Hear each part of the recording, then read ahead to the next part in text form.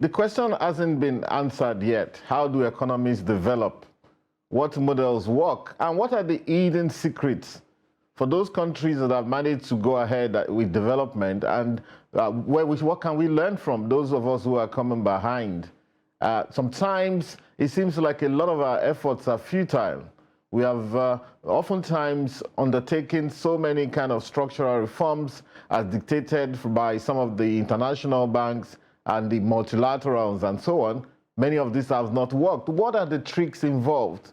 Just this morning, I was looking at an article actually published in CNN that said, perhaps we have been thinking about inflation all wrong. And a certain writer tried to make a case even for price controls. Of course, in writing that article in an international journal, she was taken apart by some of the even Nobel Prize winners around the world about economics. They said, no, you don't talk about that. But which way forward? What do we do with our banks, for example? The United States has about 4,700 banks. Nigeria has barely 24. And a lot of our experiments in the past with community banks and microfinance banks seem to have failed. What do we do, and how do we go forward from here? Joining us today is Professor Richard Werner from Germany. He's our own in-house Nobel Prize nominee, and we hope he gets it someday.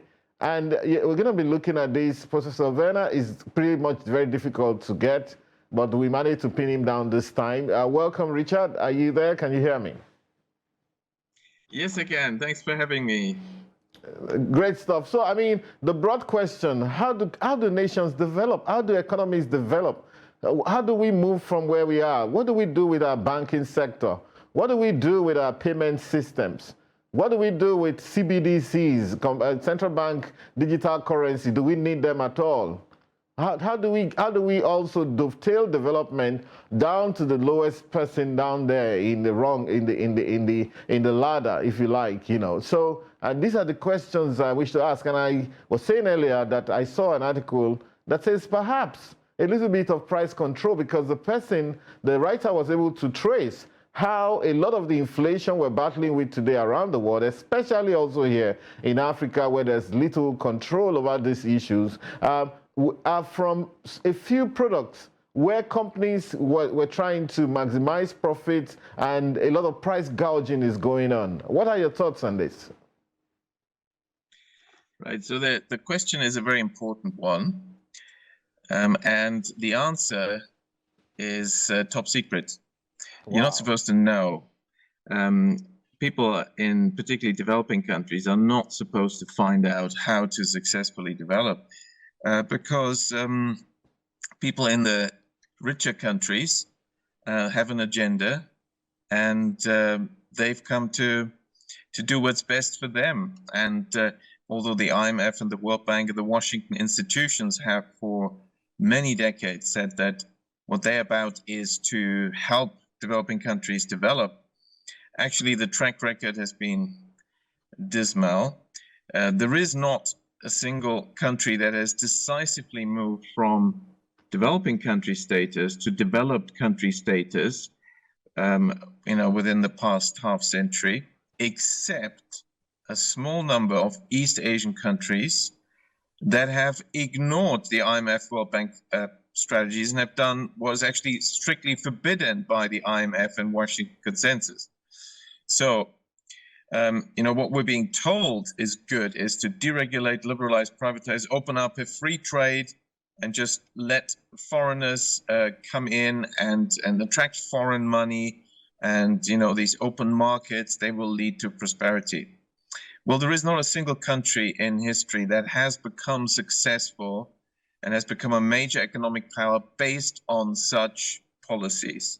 These policies are based on economic theories that have been designed in theoretical environments that don't exist in reality, but that come to this conclusion as a part of essentially propaganda, so that developing countries will adopt the sort of policies that the rich countries want them to adopt. Okay, now, what are the actual policies that will give us economic growth? Well, economic growth and prosperity is a function of productivity. There's no doubt about that. And how do we enhance productivity? Well, usually if you have, some parts of the workforce that is educated, then actually in almost any country you can be quite productive. But many countries are held back because the resources aren't actually put to the best use, and local entrepreneurs are not being supported, and local entrepreneurs have essentially no chance to stand up against massive international competition if there's no mechanism to make sure that local businesses can thrive.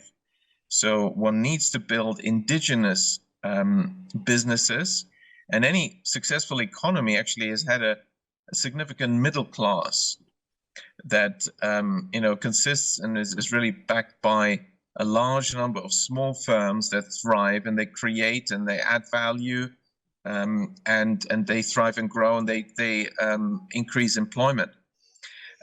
If we look at the whole world, it's true for every country that the majority of total employment is actually with small and medium-sized enterprises.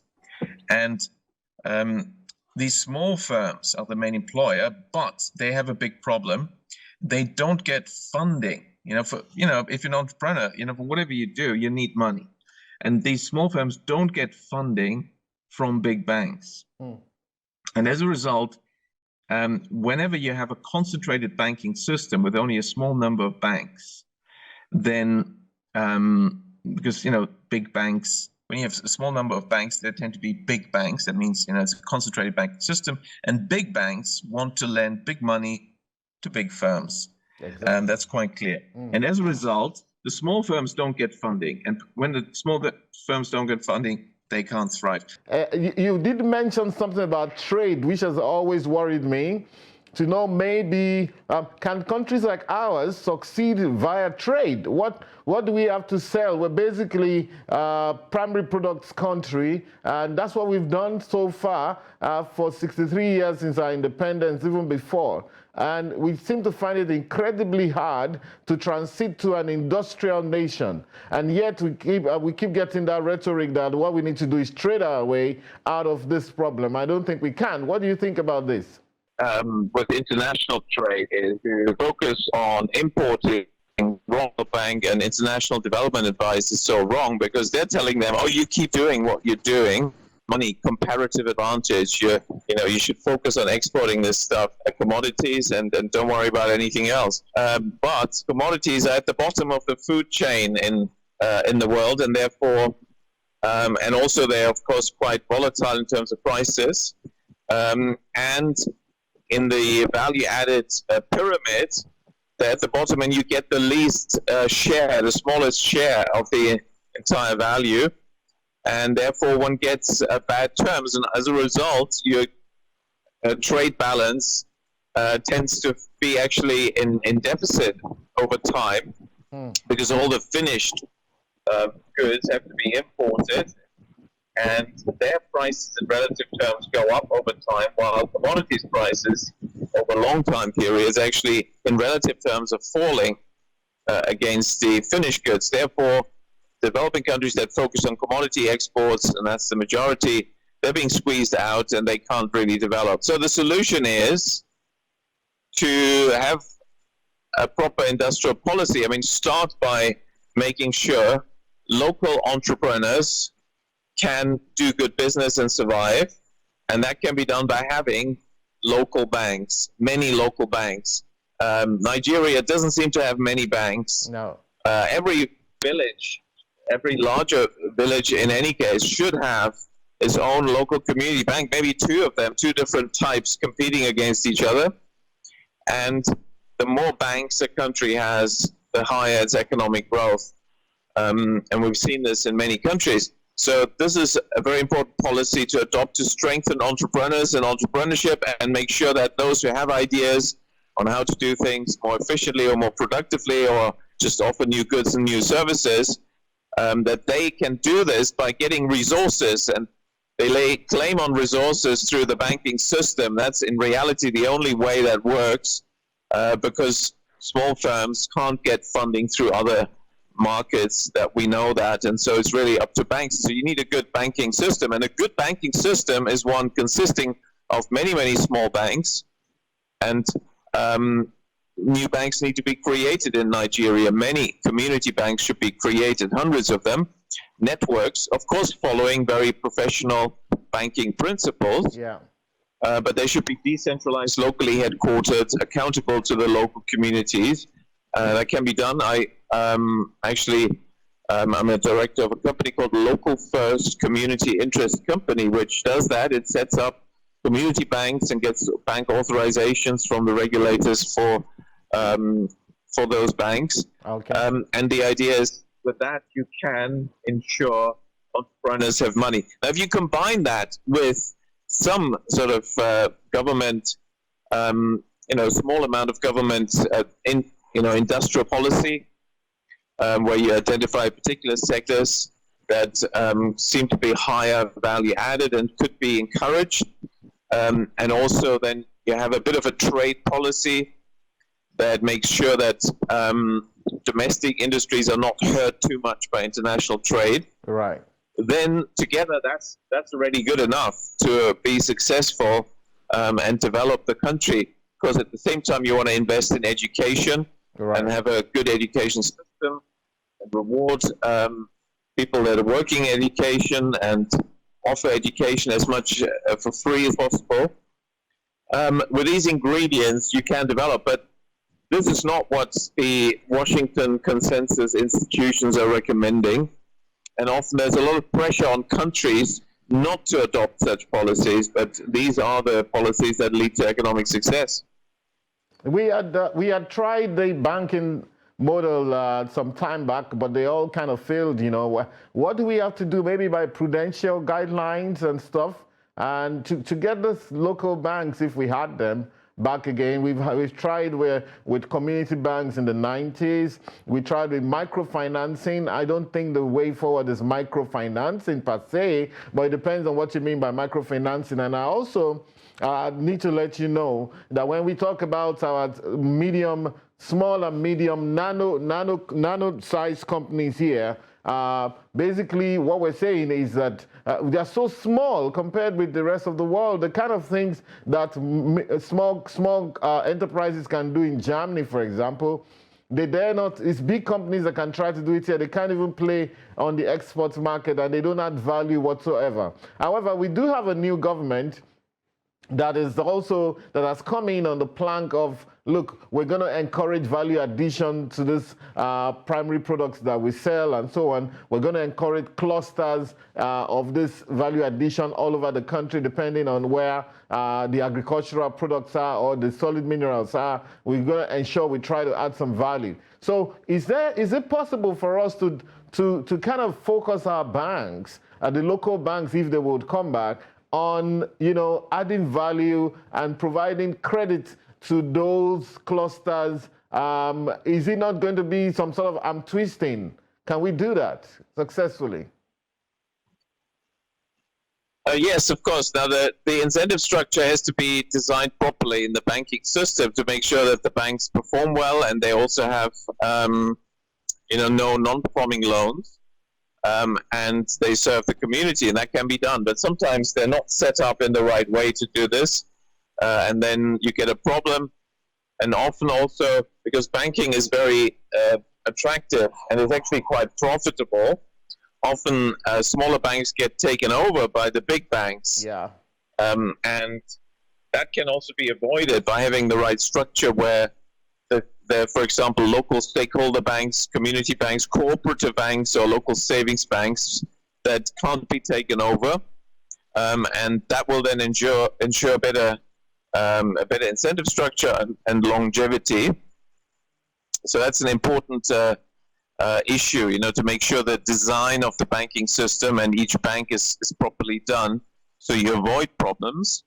And of course, it can be done because we know there's a large number of countries that have very successful banking systems with a large number of small banks. Can I quickly chip this in? I mentioned something about inflation earlier on. It seems as if the world is locked into this idea of controlling inflation with interest rates. But in Nigeria here, our Monetary Policy Committee has been increasing interest rates with a view to lowering inflation rates for the past maybe 6 meetings. Every 2 months, they have these meetings. But the more they do that, and we've taken interest rates up to 18.5%, but inflation rate has climbed up to 22.2%. What other alternatives do we have? The idea I got from CNN article about, maybe you should have another look at price control. I don't know. But basically, perhaps there are more active ways of trying to manage inflation, perhaps in intervening very strategically, maybe at the farm level, to ensure that food prices are not too high. Because one of our biggest driver of inflation here is actually food inflation. What else can we do with inflation? Or what other strategy could be used to manage inflation down? I see that maybe the US has been able to taper down to about 4.5% or thereabout, but the UK is still over 10%. Yes, well, inflation is a function of money creation used for consumption. If you've got too much money creation happening, and that's used for just consuming existing goods and services, then you will clearly get too much demand for those, and that will drive up the prices of those goods and services.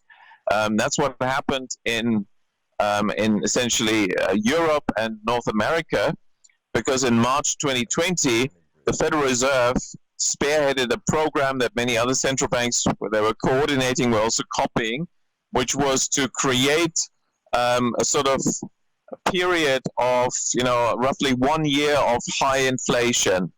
And they did this by a massive, massive expansion in money creation.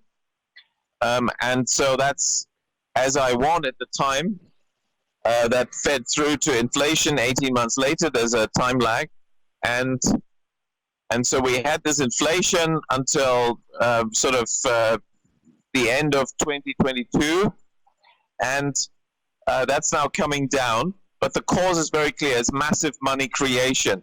Right. So what's important in every country is to make sure that money creation, which is done by banks through lending, is done for productive purposes, for productive business investment. Yeah.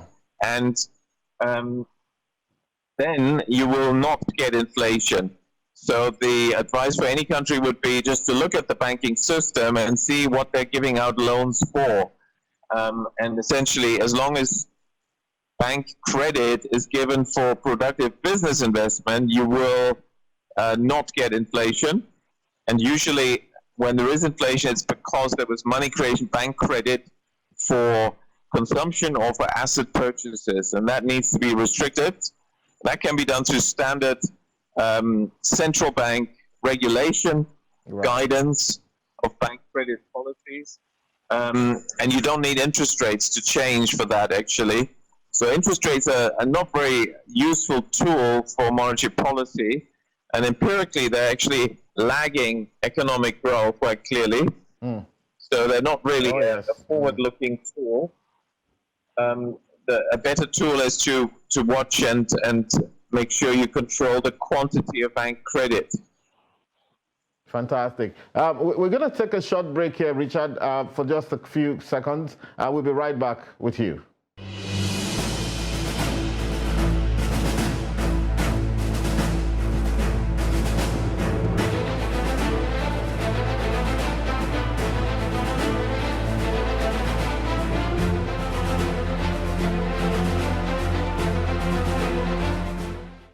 Welcome back, viewers. We've been discussing how do nations grow. The first part of it, we hope to be able to bring our guests back again to talk about this very important issue. It's a question for the ages, actually, and it hasn't been answered because in many African countries, Nigeria inclusive, of all the tricks we've tried, we seem not to be moving in the right direction. And I think it's high time we begin to plod in that right direction, no matter what we do. With us is Professor Richard Werner from Germany. Welcome back, Richard. And, we have barely 6 minutes left. Hope you can hear me.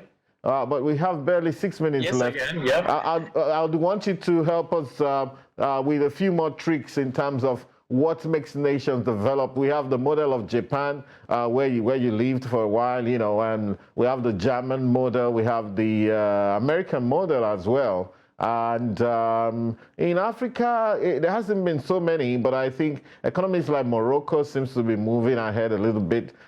Egypt not doing too badly. South Africa seems to be plodding backwards a little bit these days. But Nigeria is of concern to me. And so we've talked about, you know, what we can do with our banking sector to leverage on the money creation ability of banks by sending them to different places, you know, in the more less urban areas, and actually getting them to lend so as to continue to create money and also create wealth in those value-adding areas that we mentioned earlier.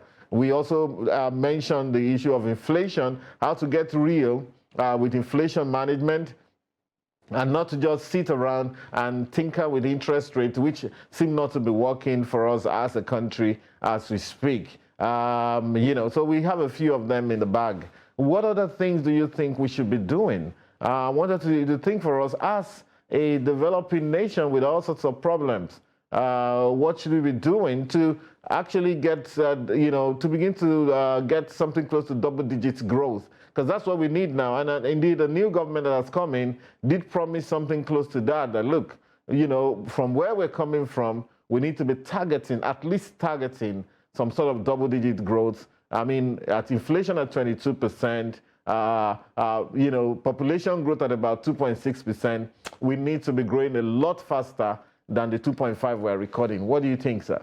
Yes, well, 10%, 15% economic growth, real growth, are possible in Nigeria, but one has to have the right policy package in place. It can be done. You know, if you look at China, before, when it had the Soviet model under Mao, it was not that successful. And we know the Soviet model is far too centralized and central planning and central control, and that's not so efficient. So what happened when Deng Xiaoping became the new leader in 1978? Well, actually, he said it out in his first speech that he gave in 1978, and he said that, listen, guys, we've been reading the Mao, I mean, I'm paraphrasing, obviously, but we've been reading Mao's Red Book. We know Marxist theory. We know all the ideologies. Let's forget about all that. Let's forget about ideology. Let's do what works and delivers growth. And we will try things, and what doesn't work, we will stop, and what works, we will do more and more. So he switched fundamentally the methodology by moving away from, you know, from the ideological approach and become empirically based, fact-driven, evidence-based policymaker. Only policies where there's empirical evidence that they work should be adopted. Now, this was radical for China, as you can imagine, but it's still revolutionary in the West, because here we still have the ideology, the neoclassical free trade ideology based on theoretical economic models that are, you know, highly ideological and not empirically and evidence-based at all. So we still need that revolution, and Nigeria can do it. Developing countries have a strong incentive to actually deliver. Well, the only way this is going to work is if you say, okay, let's forget about theories. Let's just base everything on evidence and do things that work. And once you do that, you realize that institutions are important, incentives are important. You can't just have, you know, deregulation free for all. That doesn't give the right incentive structure. The most important institutional feature is a decentralized banking system consisting of many, many small banks, and the central bank that is managing that and is looking after banks properly to intervene early to make sure there's not going to be any banking problems and you don't have to shut down or merge banks. So the central bank has an important role, and the central bank engages in credit guidance policies where you set essentially loan growth quotas for particular types of loans. You want to encourage, as we said, the loans to productive businesses for business investment in the production of goods and services, and you want to discourage loans for just buying ownership rights, Exactly. assets, Yeah. property, whatever it is, or loans for consumption. For those things, you should set up alternative institutions like non-bank consumer finance companies and non-bank mortgage companies, so that it's not money creation that's used for those transactions. And Oh, that's I see. quite an important. That's a very important point, yeah. I want to pick up two things, and then you have to help me round up in 1 minute. So you mentioned that we shouldn't be using money creation abilities of the banks, for example, to do things like consumer finance and maybe mortgages. You know, we should focus the banks more on financing productivity. That's one. And secondly, I want you to think about this. For me, it's also a major topic, maybe for another day, but I want you to kind of broach it. Nigeria's debt to GDP is 35%. It's pretty low. However, we've grown that debt by more than 150% in the last 8 years. But we basically spent it on frivolities and on COVID and on even, you know, a few infrastructure, but most of it disappeared. Do you think we can still leverage this balance sheet to take maybe the debt to GDP to about 70%? So two things, the debt to GDP issue, and of course, what we just discussed, the issue of how do we, you know, not using credit creation for things like mortgages and stuff. Yes, that is another important point. So foreign borrowing and foreign money, foreign debt, indebtedness, all that should not really be used because you know, fundamentally the system is a trick. The foreign money doesn't arrive in Nigeria. Only to the extent that you're literally importing US dollar notes, but that's usually a small amount. Mostly it's bank money, and bank money follows the rules of banking, which say that US dollars stay in the US banking system, British pounds stay in the British banking system, and you know, euros stay in the Eurozone banking system. Therefore, the foreign money never arrives. And if you want money, well, you have your banking system to create it, and it's the job of the central bank to ensure that the money, new money, is given for new productive business investment.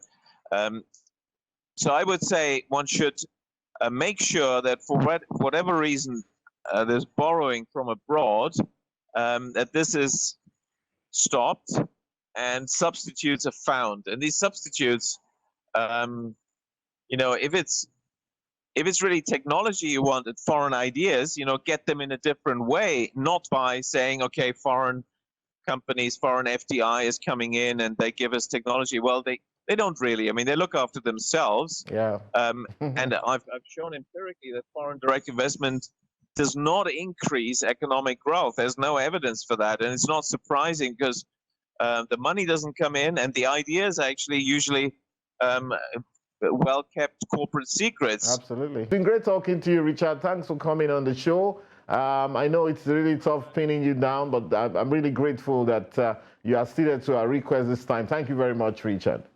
And see you on the rebound. See you soon. Thank you. Thank you. See you soon. Thank you. Bye-bye. Okay. Bye. Thank you very much. It's been nice talking to you guys, viewers, and hope to see you next week. Thank you very much.